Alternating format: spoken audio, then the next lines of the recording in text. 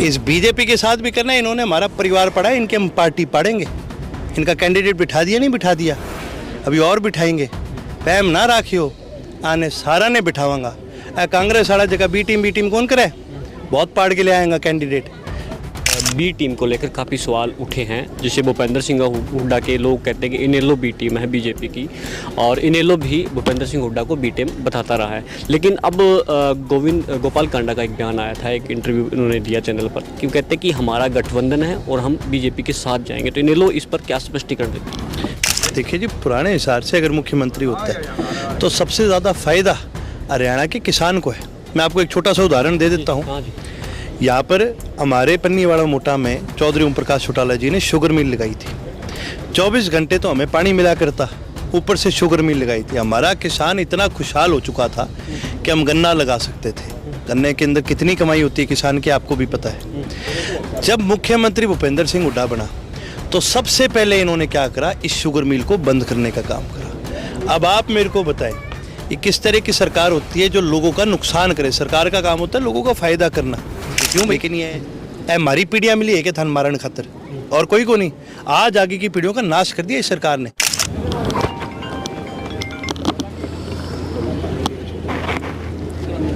नमस्कार, आप देख रहे हैं ई समाचार। मैं एल.डी. स्वामी, और जैसा कि आप सभी जानते हैं कि हरियाणा विधानसभा चुनाव का जो दिन है वो लगभग 20 दिन के करीब अभी बचा है, बहुत कम समय बचा है। ऐसे में तमाम जो चुनाव लड़ रहे हैं विधानसभा का, वो लोग जनता के बीच में जा रहे हैं, वोटों की अपील कर रहे हैं। मेरे साथ मेरे बगल में हैं रानिया विधानसभा से इनेलो बसपा के प्रत्याशी अर्जुन चौटाला। हमने कई बार इनके साक्षात्कार किए हैं, इंटरव्यू किए हैं, और कई मुद्दों पर भी बातचीत हमने की है। लेकिन हर दिन मुद्दे बदल जाते हैं, चुनाव की रणनीति बदल जाती हैं, और सामने वाली पार्टियों के जो बयानबाजी होती हैं और सामने वाली पार्टियों की जो रणनीति होती है उस हिसाब से चुनाव बदलता रहता है। तो लोगों के बीच में जा रहे हैं, हमने भी सोचा कि लोगों के बीच में बैठकर ही बात कर ली जाए। और इस समय गांव कौन सा ये पीरखेड़ा गांव के बीच में हम बैठे हैं। चौपाल हमने लगाई है, अर्जुन चौटाला से बातचीत करेंगे।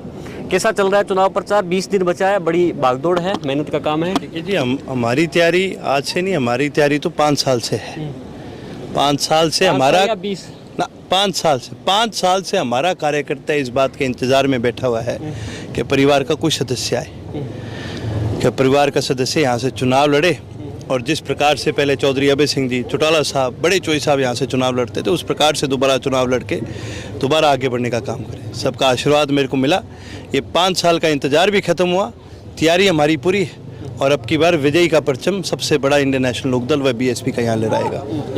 एक चीज़ और चल रही है, मुख्यमंत्री फेस की बात कर रहे हैं हम लोग, तो पुराना हिसार जिला और वर्सेज रोहतक ये चल रहा है। तो इनेलो कितनी मजबूत आज के समय में मुख्यमंत्री बनाने की बात हो रही है? कैसे देखते हो हरियाणा में इनेलो को और बसपा के गठबंधन को? देखिए जी, आज सबसे मजबूत यदि कोई गठबंधन हरियाणा में है तो इनेलो बसपा का है। और हरियाणा के लोगों ने एक फैसला कर रखा है, आज हरियाणा के लोग कांग्रेस से भी बीजेपी से भी। सवाल मेरा था रोहतक और पुराना हिसार जिला, इसको कैसे कंपैरिजन करते हैं? अगर पुराना हिसार से मुख्यमंत्री होता है तो इन लोगों को क्या फ़ायदा होगा? देखिए जी, पुराने हिसार से अगर मुख्यमंत्री होता है तो सबसे ज़्यादा फायदा हरियाणा के किसान को है।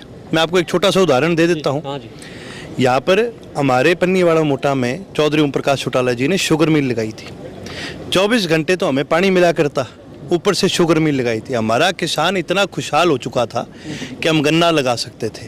गन्ने के अंदर कितनी कमाई होती है किसान की, आपको भी पता है। जब मुख्यमंत्री भूपेंद्र सिंह हुड्डा बना तो सबसे पहले इन्होंने क्या करा, इस शुगर मिल को बंद करने का काम करा। अब आप मेरे को बताएं, ये किस तरह की सरकार होती है जो लोगों का नुकसान करे। सरकार का काम होता है लोगों का फायदा करना।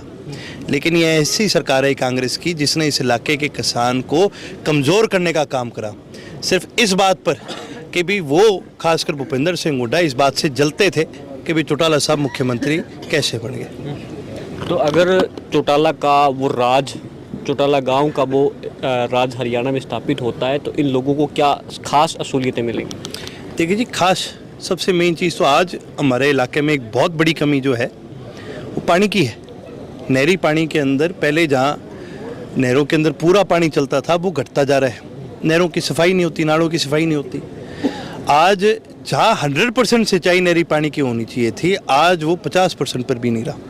हम 100% नहरी पानी की सिंचाई गांव-गांव तक लाने का काम करेंगे, चाहे राज कनाल से निकाल के लाएं, चाहे घग्गर से निकाल के लाएं, चाहे यमुना से एक लिंक बनाना पड़े हमें मारकंडा नदी तक, हम वो बनाने का काम करेंगे। लेकिन हम सिरसा जिले को पूरा नहरी पानी देने का काम करेंगे।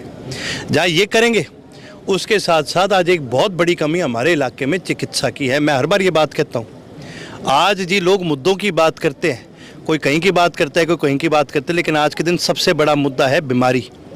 आज लोगों के अंदर, परिवारों के अंदर, गाँव के अंदर कैंसर जैसी बीमारियाँ, हार्ट फेल जैसी बीमारियाँ, ये नस फटने जैसी बीमारियाँ, ये बहुत ज़्यादा फैल चुकी है। आप मेरे को बताओ सिरसा के अंदर कितने न्यूरो के सर्जन हैं? आप मेरे को बताओ कैंसर के कितने सर्जन हैं? कैंसर का यदि यहाँ टिक्का भी मिल जाता हो तो आप मेरे को बताओ, कभी बीकानेर जाना पड़ता है दवाई लेने के लिए, कभी बठिंडा जाना पड़ता है, कभी हिसार जाना पड़ता है। 10 साल हो गए हैं, 10 साल से मेडिकल कॉलेज अनाउंस हो रखा है, आज तक वो नींव पत्थर के लिए 2 बार तो राष्ट्रपति बदल गए। कोई मजाक है क्या? हम राष्ट्रपति को क्या मानते हैं? देश में राष्ट्रपति से बड़ा तो कोई नहीं। राष्ट्रपति आया, उन्होंने नींव पत्थर लगाया, कार्यकाल पूरा हो गया। दूसरा राष्ट्रपति आए, उनने भी नींव पत्थर लगाए, 2 साल बाद उनका भी कार्यकाल पूरा हो जाएगा, लेकिन एक ईंट तो नहीं लगी। जब दुनिया के देश का सबसे बड़ा, देश का टिटुलर हेड आके कह रहा है कि भाई यहाँ पर मेडिकल कॉलेज बनना चाहिए और सरकार उतना भी नहीं कर सकती, फिर क्या करें ऐसी सरकार का? हम उस मेडिकल कॉलेज को 100% पूरा बनाने का काम करेंगे। चिकित्सा हमारे लिए एक बहुत बड़ा मुद्दा है।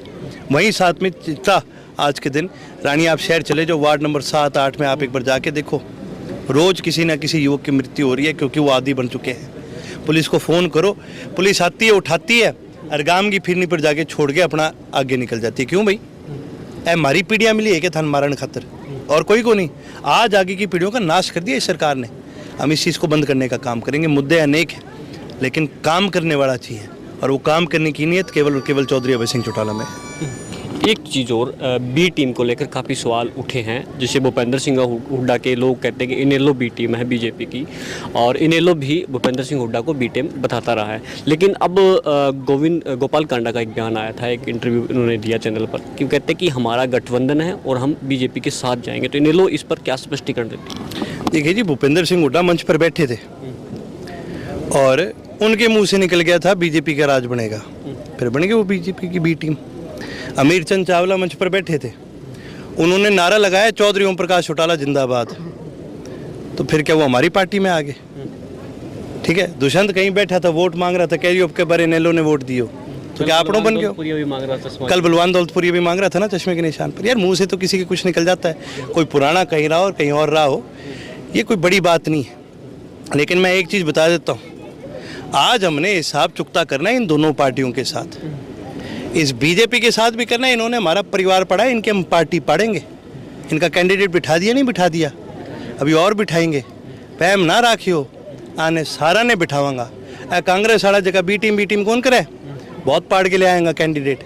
विद्या देवी जी थे डरवाना से, दनोदा से, हमने उनका कैंडिडेट पाड़ के लाए हैं, इनेलो में शामिल कराया। के कांग्रेस के बीजेपी दोनों ने कौन छड़ान बांट जाएगा, दोनों ने अच्छी तरह, चिंता ना करो।